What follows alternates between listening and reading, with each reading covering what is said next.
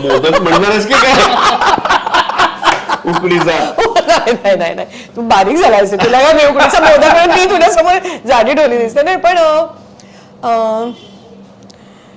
मला असं आवडेल समथिंग. आता मी खटखट हा शब्द का वापरते, कारण गिरीश बहुआयामी व्यक्तिमत्व आहे.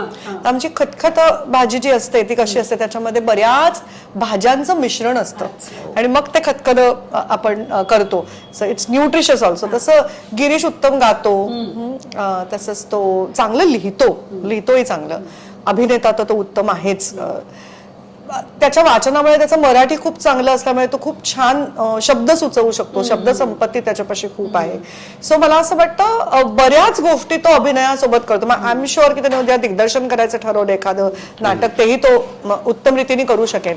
आणि अगबाई सासूबाईच्या वेळेला त्याचं एक टॅलेंट माझ्या फार उपयोगाचा पडला. तो म्हणजे तो कुठलेही वाहन अप्रतिम झालं होतं. कारण मी इतक्या आयुष्यात इतक्या वर्षांनी मला त्या बाईकवर बसायचं होतं. बरं, त्या आम्ही जे गाणं शूट केलं ते ड्रोन बिन वरनं सावंतवाडीला संबंध असं तो घाटातनं बिटातनं, आणि मला इतकी वाट लागली होती. म्हणतात मी कशी बसू, कसं करू. तर हा मला म्हणाला, तू काही काळजी करू नकोस, मला मामांना तोंड दाखवायचं आहे. त्याच्यामुळे मी खूप मग ती बाईक एक डबल सीट सायकलवर मी सीन केला समोर बसून, मी पुढे बसून. आणि तुला मी खरंच सांगते, बिकॉज ही वॉज माय को ऍक्टर आणि तो त्यांनी तो सांभाळून घेतला.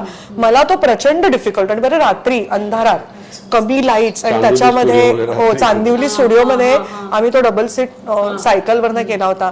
मग गाडी तो ऑब्विसली माझी चालवायची होती. रिक्षा चालवली मी प्रोमोला रिक्षा चालवली आणि काय काय काय काय त्यांनी केलं. तर मी म्हणते असं बहुआयामी व्यक्तिमत्व आहे. विसरतेस तू. उंट